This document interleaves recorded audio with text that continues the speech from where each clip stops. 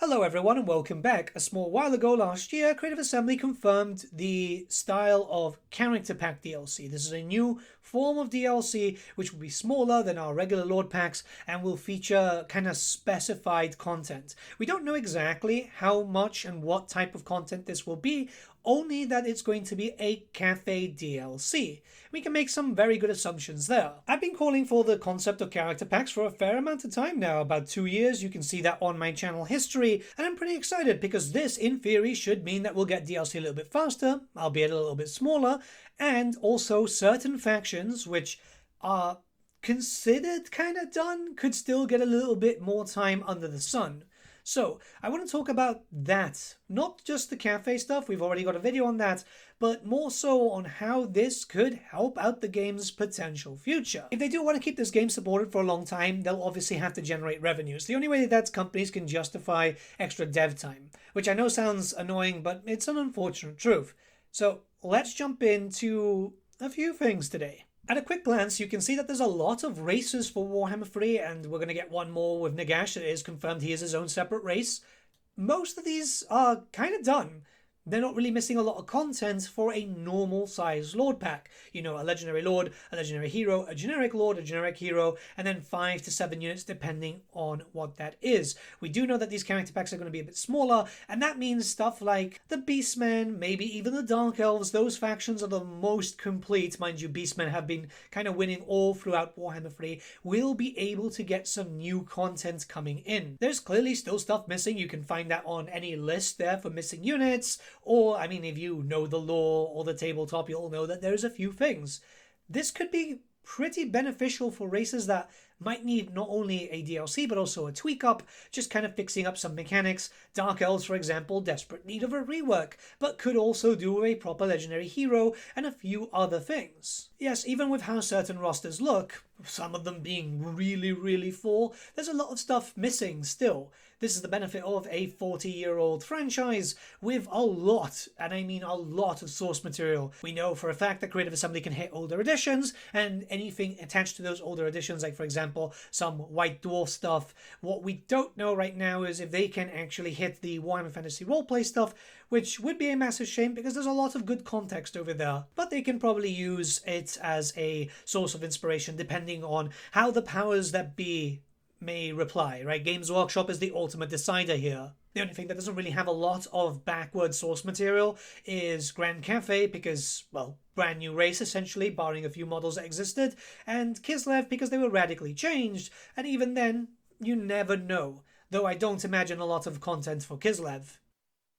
The big question is how beneficial this could be to the community, because obviously, at the end of the day, this is a DLC, they need to make it worth its while. I personally would think that it would be great if they were different styled, so maybe some being a little bit smaller, having maybe a legendary lord or maybe a legendary hero. Legendary lords are going to be a problem now as the map gets more congested, and we do know that there's a bunch of lords coming in for Lords of the End Times, so this can be a problem, but there's certain races that maybe just need some generic lords over a legendary lord, alongside some legendary heroes to kind of pad up the faction a little bit. I'm kind of surprised that they've gone for like a smaller option, rather than getting the content that would have been in a typical Lord pack 1v1v1 and then just, you know, separating that into 3 individual DLCs. They do that now in the form of a bundle, but I mean just splitting them up and releasing them throughout the year. It depends on what they want to do. I still think that they should do full Lord packs too, because at the end of the day, those are kind of cool when you can get a matchup going. But as long as the character packs are well thought out to the point that, yes, there is no margin for error, which might be a bit difficult sometimes for Creative Assembly, that's the most important thing.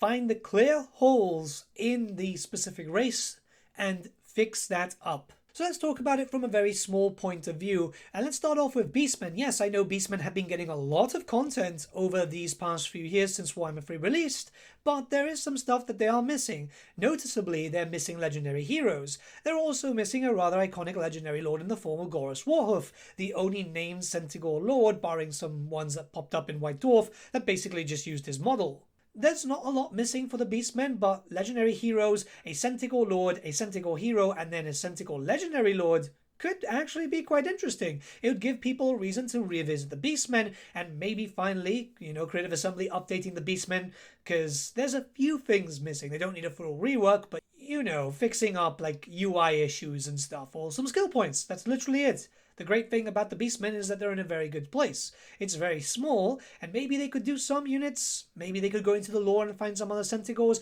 but I don't imagine this being like, say for example, the Ailsling DLC. There's not that much needed.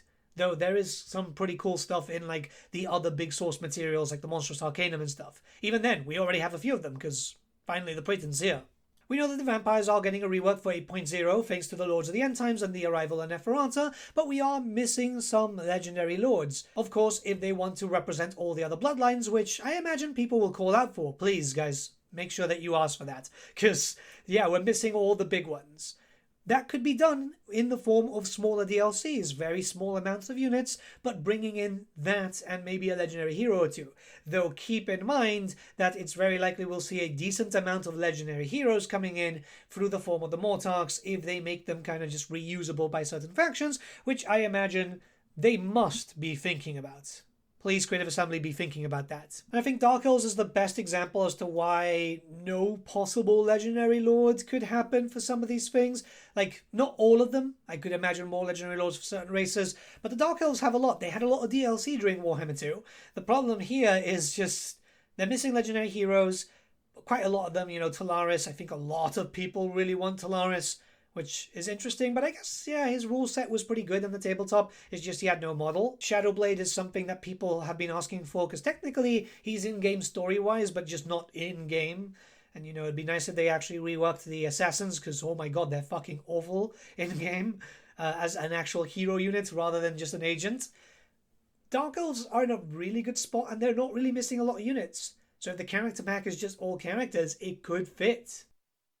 The races that could actually benefit from this the most is, surprise, surprise, the Empire and possibly even the Greenskins. There's still a lot of characters missing. There's still a lot of even units that are unique, not counting all like the reskin units, which I'm hoping, by the way, that if they're going to be doing units, that they're not really going to be all like, oh yeah, here's a Lord, here's a hero, and then here's like all the reskin units. Those should still remain in the free patches, because those are really important. I think it keeps the momentum going for people too, even if it's just like, for example, what happened with the orcs, right?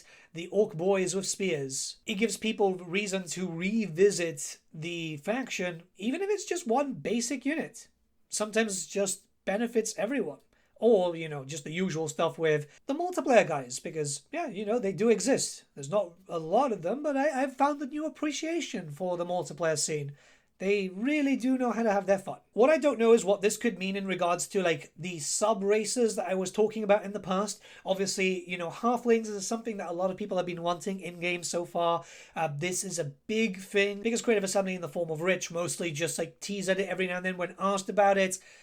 Clearly, they've got some sort of plan, whether it's just like a small amount of units in an Empire pack, or finally just going, screw it, let's do a sub-race. That would be kind of cool. I doubt that that falls in the character pack, distinction. That's still something that I hope Creative Assembly is still mulling over, because Hobgoblin Incarnate, halflings, a few other things would work out very well here. It's got nothing to do with the whole thing about character packs, but I do hope that Creative Assembly is still mulling over ideas for potential DLCs down the line. I do feel like this game can, in fact, get to the attention that they are kind of alluding to. In an interview they said, oh yeah, there's a long time of support coming for Warhammer 3.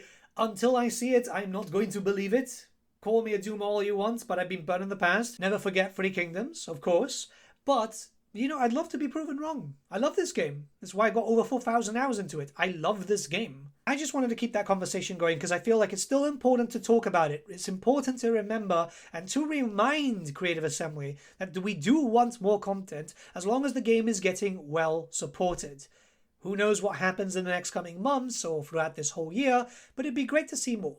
Especially as, we know that there's stuff that's done. especially from the art book.